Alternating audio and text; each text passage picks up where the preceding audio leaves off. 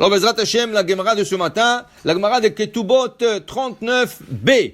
Alors, dans la Torah, il est écrit quand un homme, il abuse d'une fille ou d'une femme, il a besoin de payer certaines amendes.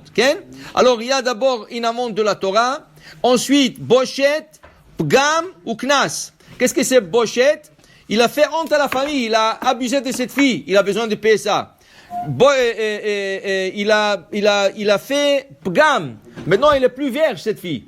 Alors, quand elle va se marier, la ketouba est différente. Ce n'est plus la même ketouba pour une fille vierge et une fille qui n'est pas vierge.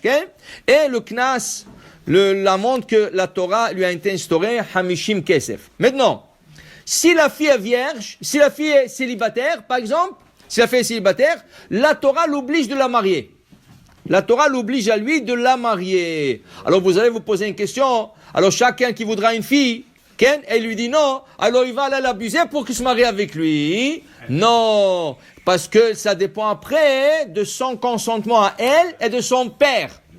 De son père. Si le père ou elle ne sont pas d'accord à se marier avec lui, ça marche pas. Alors de l'abuser comme ça, c'est pas une idée.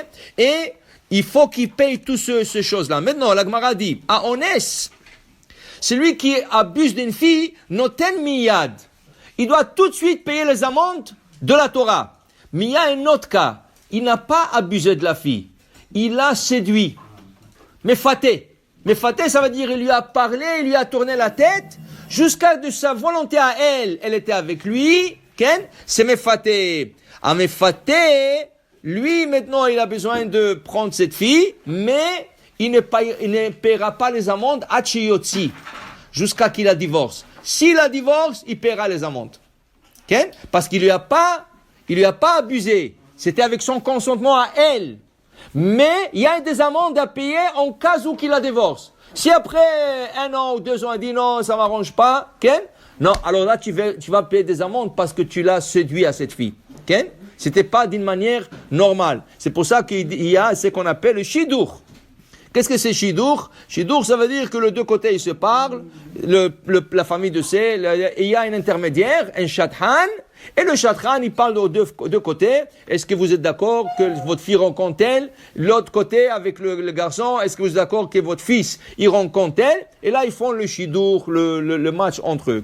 Maintenant, et il dit ici, Tanyana mi achi, on a appris aussi dans la Braïta, Afalpi shamro afate noten shelo ichnos, bo shuvgan noten miyad, le mefate, celui qui a séduit une fille, alors le goshet ou le vgam noten miyad, il doit, selon cette opinion, il doit payer la honte tout de suite. Ça veut dire une honte quoi? Que ça n'a pas passé par un processus normal d'un chatran, que les gens lui ont parlé de ça, ça a passé par une séduction. Dans ce cas, il y a une honte pour la famille. Parce que les gens vont parler de ça. Alors, dans ce cas, il paiera la bochette, la honte et le bgam et le défaut qu'il a fait à cette famille tout de suite. Maintenant, il dit ici, on sait que la fille doit être consentée. Ça veut dire s'il a été abusé et le gars a besoin de la marier, velotier, la Gemara rapporte qu'elle sera à lui mida'ata. Ça veut dire elle doit consenter. Et la via menalan, d'où ce qu'on sait que le père doit aussi être, le consentement du père. Qui s'est dit, peut-être rien que la fille, pas le père. Alors il dit ici, avia menalan, amarabaye, shelo ye choten iskar. Parce que la fille, elle dit, bon, ok, je vais lui marier, comme ça, il n'y aura pas de problème. Mais maintenant, tu lui donnes faveur, tu lui fais faveur. Tu lui facilites la vie. Parce que la fille, elle va dire oui, peut-être. Presque oui. Alors, pour que son péché ne sera pas facile comme ça, à passer, alors tu demandes aussi le consentement du père. Ça prend le consentement du deux. Deux, c'est plus difficile qu'un. Peut-être c'est la fille d'avoir dit oui, tu passes par le père aussi. Et c'est le père qui va décider est-ce qu'il te donne la fille ou non. Rava Amar Kalva Homer. Rava dit Kalva Homer. Oma mefate shelo avar al da'at avia bilvad. Ben i ou ben avia yicholim la'akev. On eshava al da'at avia val da'at atzma lo kol sheken. Abaye dit celui qui a séduit une fille, il a passé Il a passé l'opinion du père. Il n'a pas demandé au père. Et quand même, on demande le consentement du père. C'est lui qui a abusé d'une fille. C'est sûr qu'il a besoin de aussi passer par le père. En d'autres mots, le père et la fille doivent être d'accord. On voit dans la Torah, pas un cas d'abus ou quelque chose comme ça. Quand Eliezer, le serviteur d'Abraham, il arrive à Haran, et il commence à parler, à négocier avec la famille de Rivka, alors le père, entre-temps, il est décédé. Le père, il est décédé entre-temps. Pourquoi? Parce qu'il voulait empoisonner Eliezer. Maintenant, le lendemain, la famille a commencé à faire des objections.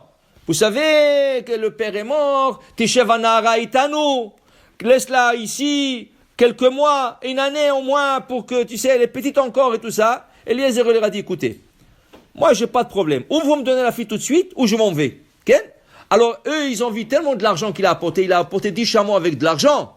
Okay? Il a apporté tellement de l'argent. Qu'est-ce qu'ils ont dit? Nikra la Nehara. On appelle la petite, on lui demande. Qu'est-ce qu'elle pense? Ils ont appelé Rivka. Atelechi maïchazé? Est-ce que tu veux aller avec cet homme? Elle a dit, j'irai. Et Rashi commente là-dessus. Même si vous n'êtes pas d'accord, j'y vais avec lui. Elle leur a dit, même si vous n'êtes pas d'accord, moi je vais avec lui. Parce que c'était une sadeket. Elle ne voulait plus rester dans cette maison. Parce que cette maison, c'était une avodah zara. Son frère, son père, il faisait l'avodah zara. Et elle a vu qu'elle va être la femme d'un grand sadique. Alors elle a dit, elle est. Alors la question, maintenant, se pose, si un garçon trouve une bonne fille, d'une bonne famille, qu'elle est vraiment de bonne qualité et tout ça, et le père lui dit non. Le père dit non, j'aime pas sa tête. Pourquoi? Ah, c'est pas de notre... Nous sommes marocains, eux ils sont je sais pas quoi, c'est pas notre... Mais la fille elle est bien. La fille, elle est tellement bien, elle a de bonnes qualités. Dans ce cas, il n'y a pas, dit Rav Yosef, il n'y a pas l'obligation de Kibbutz Avaim. Le père n'est pas obligé d'écouter ses parents. S'il vient avec une raison valable, non, on connaît la famille, tu sais, le père c'est un roublard, et on ne sait pas, et tout ça, et la famille, ils n'ont pas un mauvais nom dans la ville, et tout ça, ok, ça va, il est obligé d'écouter son père. Mais s'ils n'ont pas de raison valable, ils disent des bêtises, n'importe quoi, rien que pour que le garçon il lâche la fille, pas de kibbutz avaim, il se marie avec elle. Même si eux, ils viennent pas au mariage, il peut se marier avec elle. Pourquoi? Parce qu'il n'y a pas de raison que non.